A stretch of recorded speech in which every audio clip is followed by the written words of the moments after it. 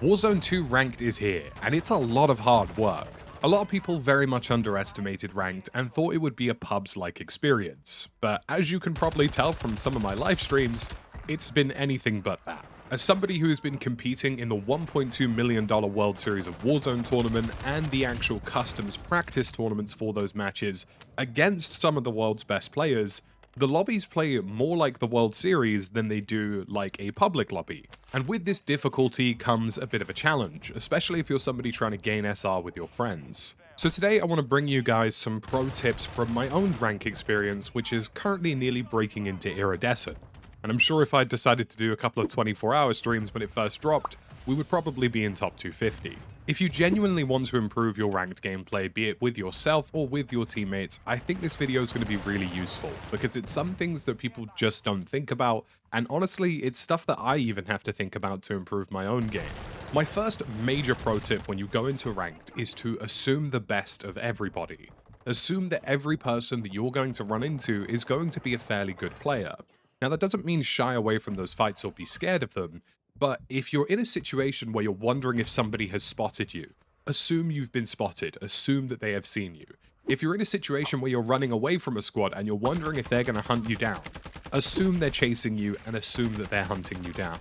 If you're in a situation where you're pushing a building and there's a team on the rooftop, assume that they have claymores, bouncing betties, suppression mines, and everything in between to stop you.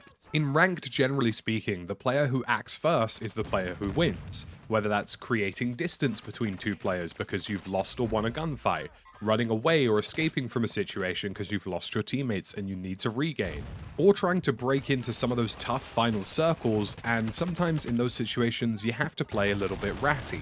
If you assume the best of your opponents, you're going to assume that you're always going to be chased, always going to be hunted, always going to be spotted. Yes, there is a guy who's going to be sitting in that bush in the final circle. Yes, there's going to be a guy hiding on this rooftop in the final circle. And when you start to assume those threats exist, because they will, you'll end up getting much more of a drop on the overall flow of the gameplay. My next major pro tip is to be willing to leave a situation. One thing I see a lot of teams doing, and something that gets them eliminated far faster than they realize, is that they're not willing to admit that they can't win a fight. Now, yes, in ranked you need to play with aggression, and you need to always try and play on the front foot.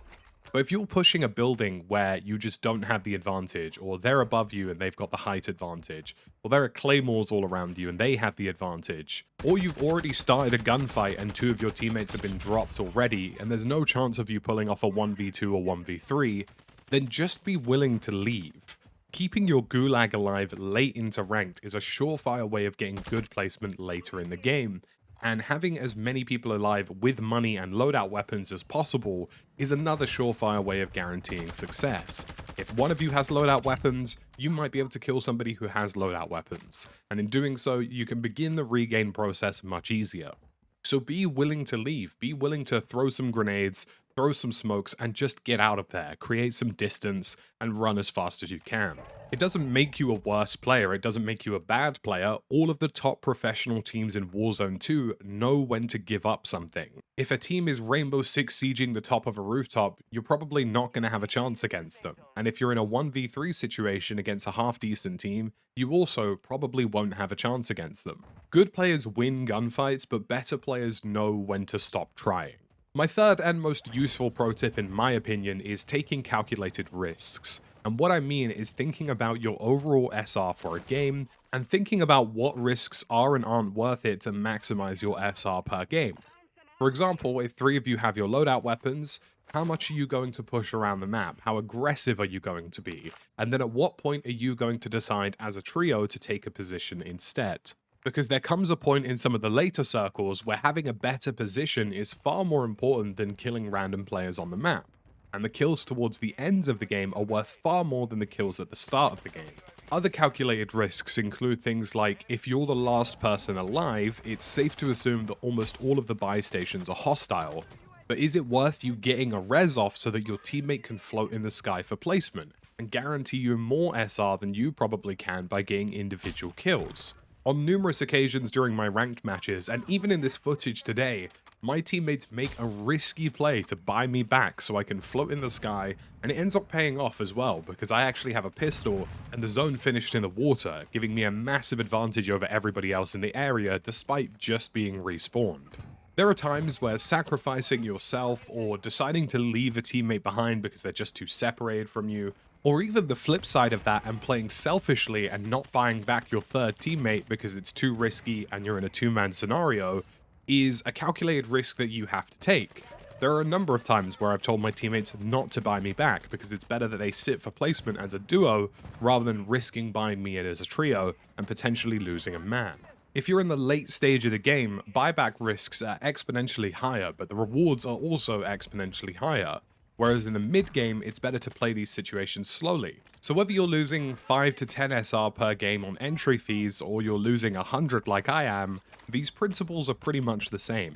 Regardless of what your entry cost is, there are always going to be calculated risks that can maximize your chances of winning or losing situations. And it's worth bearing in mind that winning in Warzone 2 doesn't necessarily always need to be a first place.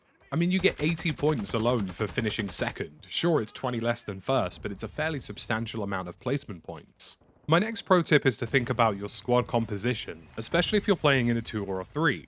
It's worth having different things for different people, whether that's somebody who is decent at a sniper rifle, or even thinking about your equipment. Maybe it's only worth 2 of you running smoke grenades and 1 of you running stuns to give you the edge in close quarters fights. And it's certainly worth some of you running restock so that you can passively resupply all of your teammates over a period of time. Thinking about the perks you use, the equipment you're using, how you can diversify that equipment and use it in different ways is a really great way to guarantee some success. And I recently had a scenario where my restock on my loadout ended up saving us to get into a late placement game. Now, we didn't win the game, but we otherwise would have finished something like 20th had I not had restock selected. And if you have a friend or yourself who is particularly good with a certain weapon, whether that's a DMR or a sniper, that can make the difference in some gunfights and get some opening downs or save you when you're being pressured, then that's also a good move. And my final pro tip is to always play on the front foot. Now, in ranked, people can almost sense fear, or they can sense when a squad is being passive. If you're not laying down damage on your opponents, plate breaking them, or even downing them, then there's never any deterrent to stop them from pushing you. You need to create those deterrents yourself with the damage that you cause, and you also need to put pressure on other teams. In doing so, you can make a situation where your team is unpressable and other teams are getting themselves slammed when they approach you. Playing aggressively and shooting first and asking questions later is a bit of a risky line. Sometimes it doesn't go too well if you overextend, but if you've got the right positioning and if you've got the right teammates, playing on the front foot is a sure way to make sure that your team is the aggressor in the lobby and the team that other teams are worried about. So folks, that's about it for my pro ranked guide so far. It's been a while since we've done a video because I've been focusing so extensively on the World Series grind, so extensively on improving with my World Series of Warzone team, that I appreciate this is a little bit different and it's been a while, but I'm returning to normal, regularly scheduled video content this week. So a like on this would be greatly appreciated, and I'll catch you again in the next one.